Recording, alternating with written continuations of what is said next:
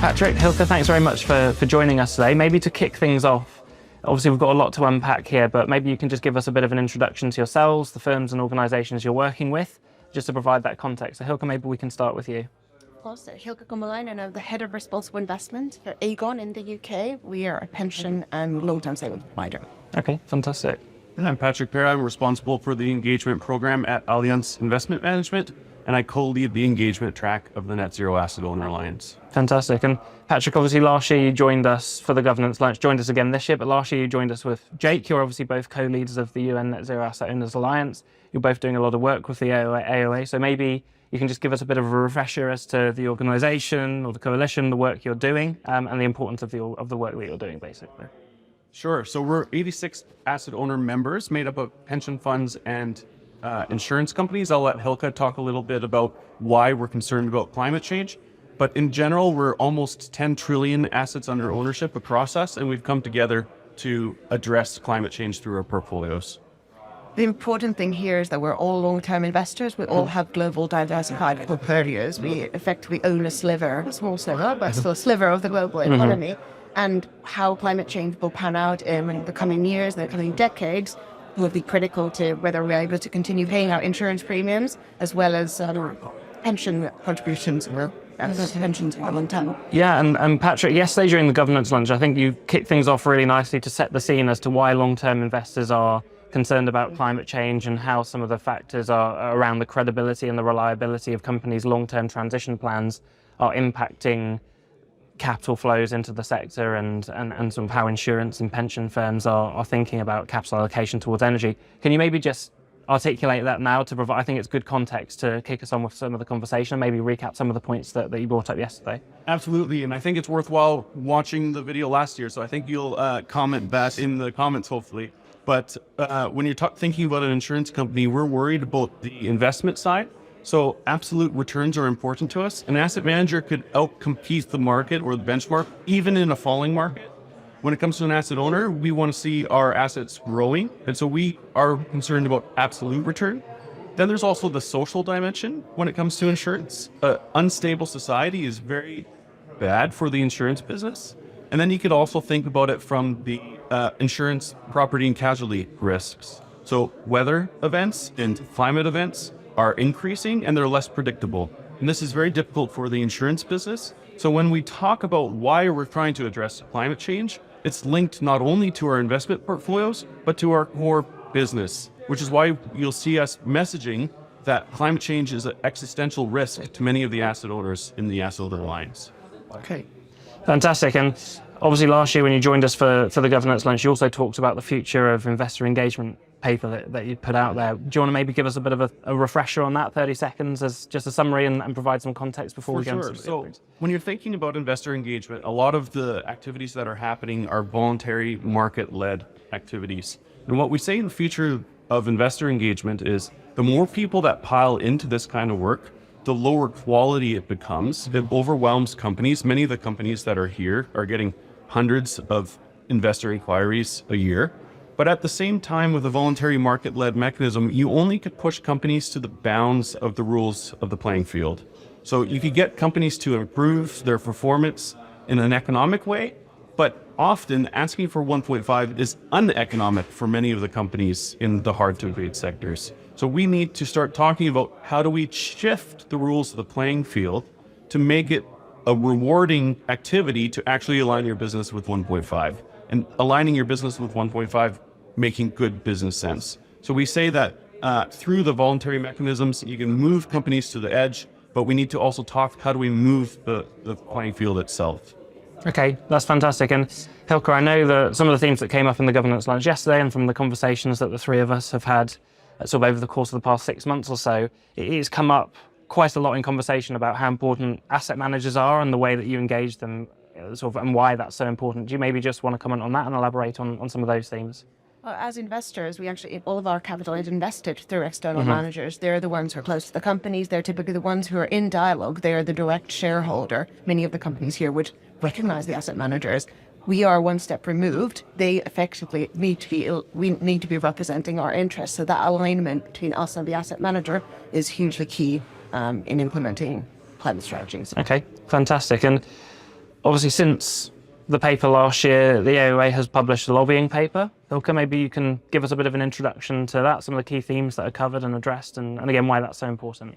It's really a follow-on from the future of investor engagement and the kind of the creating the enabling environment of the rules of the game that Patrick talked about. Policy engagement is increasing on the rise on sort of investors' horizon, and our toolkit for working towards net zero.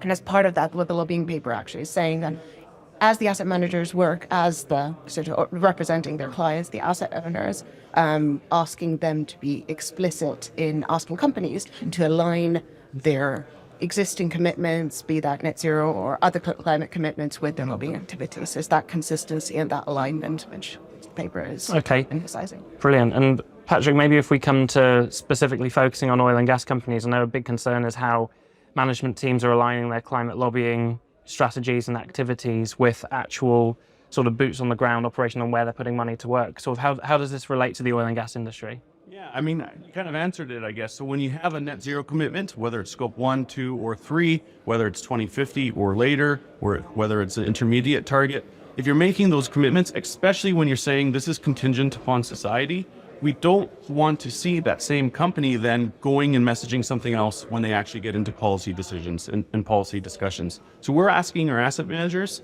when we are allocating capital based on companies' commitments, if the company says we want to be net zero, we think, hey, that sounds like a good investment. We're going to put more money into that company, but then they're pushing against it. We want our asset managers to address that. And we want companies to be transparent and prove when they say that they're supporting something, that they are supporting this across their whole business. And we're asking our asset managers to ensure that that's happening.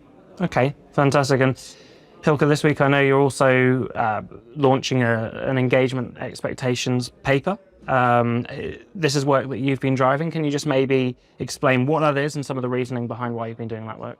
It's really, again, a follow through from that point about consistency. Asset managers and their engagement with companies is very important to us in driving climate strategies and climate risk mitigation. And the paper is really asking asset managers to be very explicit and clear to us on what are the expectations that they're setting with companies when it comes to climate trajectories. How are they assessing the quality of companies' transition plans? What does that dialogue look like? And then be able to evidence that to us. As we know, Patrick already elaborated on it, investor engagement has been very effective in certain ways in putting climate onto the agenda, in driving disclosure and transparency. Now, this is the next piece where we think the effectiveness of engagement is waning. What are you going to be doing about it? Where are you focusing? Crucially, where are the areas where you might say, well, actually, we'll not be making more progress, and we'll be looking at policy engagement or other levers instead.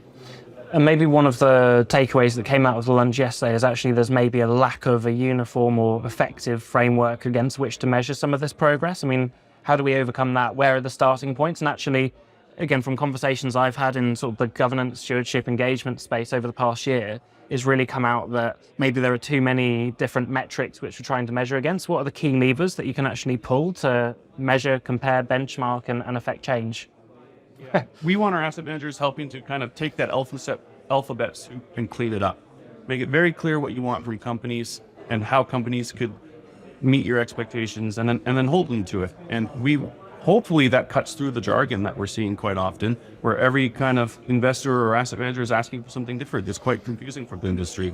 Absolutely, and then Patrick, again, bring it back to the oil and gas industry. I mean, how does the oil and gas industry engage with the asset manager universe, with the asset owner universe, and again, make this easier to measure that progress and reach a common goal?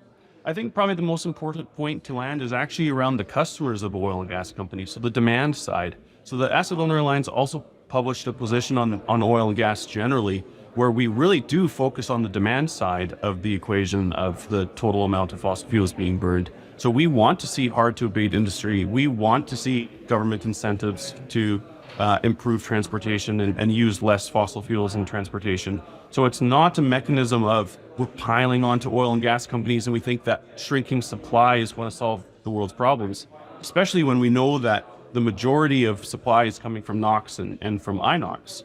So when it comes to this engagement paper, it also really highlights that asset managers need to be thinking of the system, not just piling on supply, not just piling on demand, but convening the whole sector and the whole value chain of the sector to say, okay, what are the issues that we need to address through a voluntary market-led mechanism, best practices, and what are the issues that need to go to another stakeholder? And how do we signal to that other stakeholder, whether it's regulators, whether it's international trade, whether it's policy, how do we signal to them that this is what we're hearing in the sector? So hopefully it really grounds the conversation into something more practical, and it also grounds the conversation into making very clear that a variety of stakeholders need to be working together here in effective ways to decarbonize the world's economy. Okay, also a lot to unpack. I'm sure we could talk about it for hours to come, but I'm mindful of time. So Hilkka, thanks very much for the time. Patrick, good to speak as always. Always a pleasure. And look forward to continuing the conversation.